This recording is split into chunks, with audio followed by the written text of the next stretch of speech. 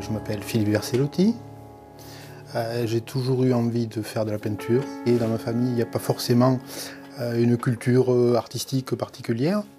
J'avais envie de faire des choses avec mes mains, de peindre, de dessiner, peut-être de bricoler.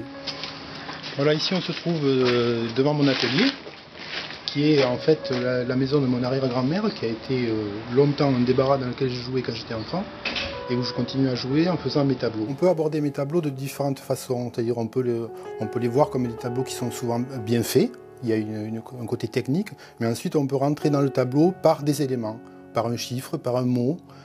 Chacun va y trouver son intérêt, par un objet parfois.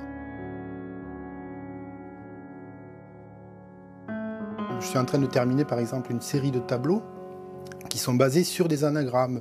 Le titre d'un premier tableau de cette série s'appelait « Le secret de la boutique aux vapeurs ». Et là j'ai créé des anagrammes.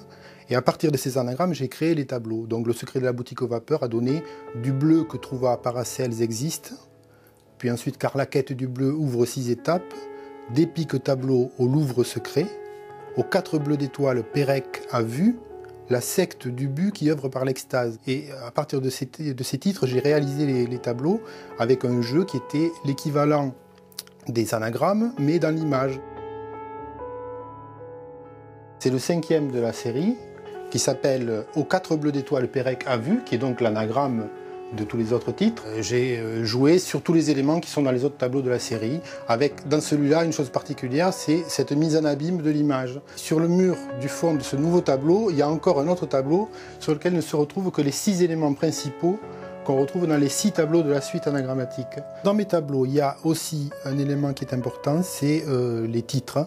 J'aime beaucoup jouer avec les mots, et il y a des chiffres aussi qui apparaissent. Alors sur ce tableau, il y a un des tableaux représentés dans la série des 102, qui est un tableau qui se trouve vers le haut, où est inscrit sur un papier qui est accroché avec un petit bout de scotch, 666. Alors pourquoi ce 666 ? 666, le chiffre du diable, bon, on n'y peut rien, il est là, il est là. Mais en fait, il est venu simplement de l'addition des renversements du 102, dont j'ai déjà parlé, le 102, qu'on peut retourner à 012, 120, ainsi de suite. Donc il y a 6 renversements possibles de ce 102, qui, une fois additionnés, donnent 666. Il y a toujours des petites fioles, il y a toujours du grillage, il y a toujours des clous, il y a des cordes, il y a des ficelles, il y a aussi un petit personnage articulé en bois qui s'appelle Victor.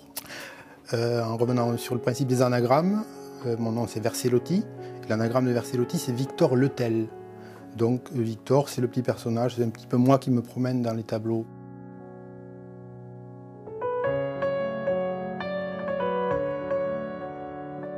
Je crois que dans mes tableaux, je reprends l'idée du cabinet de curiosité. J'aime beaucoup jouer sur cette chose-là et l'accumulation, la collection, quoi. Les objets sont les uns devant les autres et on peut voir que derrière il y a un petit mot, il y a un petit papier, puis ce petit papier il y a une flèche. Si on suit la flèche, on tombe sur un chiffre. Ce chiffre va amener à autre chose. Et donc c'est une sorte de jeu de piste, il y a une chasse au trésor.